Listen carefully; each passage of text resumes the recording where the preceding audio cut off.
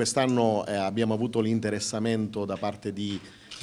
scienziati e professionisti di grandissimo livello, un argomento che è di grande attualità ed è quello sulla presenza della plastica nel mare. Quest'anno abbiamo avuto la conferma da parte di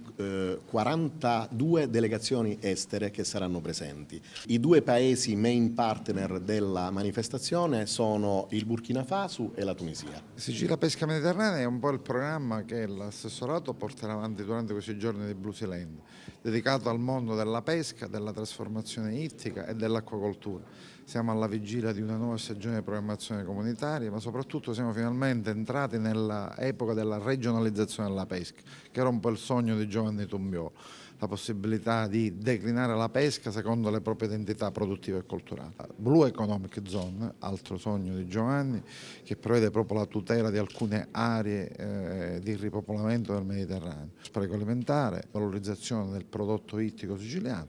e poi le donne di mare. Quest'anno un insieme di imprenditrici, di ricercatori, di giornalisti del mondo della pesca del mare, visto dagli occhi delle donne, con la possibilità che accenda ancora di più i riflettori sul mare di tutti, che è il Mar Mediterraneo, mare da gestire e non da spartire. Tumbiolo ministro del Mediterraneo perché solo lui poteva pensare che il Mediterraneo è un mare di 46.000 km di costa, 27 stati bagnati dallo stesso mare e soprattutto che fanno tutti la stessa attività di pesca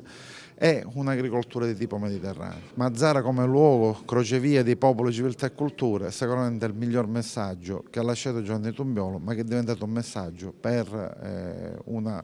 attenzione da parte dei governi della nazione e della regione. La presenza quest'anno di più di 40 paesi esteri che partecipano al Blue Sea Land dà proprio il senso e il significato di quello che ha iniziato Giovanni. Io ritengo che sia da definire una persona normale che faceva cose normali e questo è molto, considerando che oggi siamo tutti tuttologi. Giovanni era una persona che con grande affetto, con grande generosità si dedicava a quello che riteneva un momento di crescita per tutto il territorio.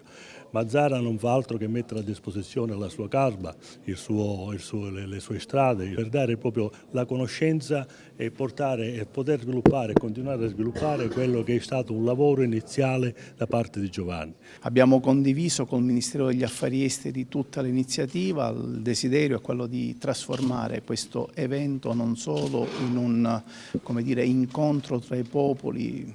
finalizzato a costruire percorsi di pace, ma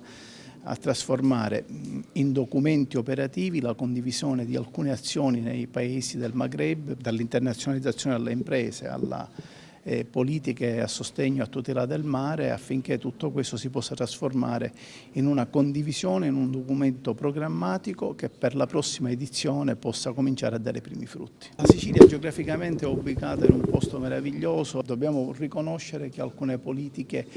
l'avevano marginalizzata, non a caso il cluster del mare non vedeva la presenza della regione, abbiamo fatto venire il suo presidente e stiamo condividendo con lui una serie di strategie nuove. Vogliamo fare politica lasciando il segno sul territorio, pensando alla Sicilia in un contesto più grande e più ampio che quello del Mediterraneo.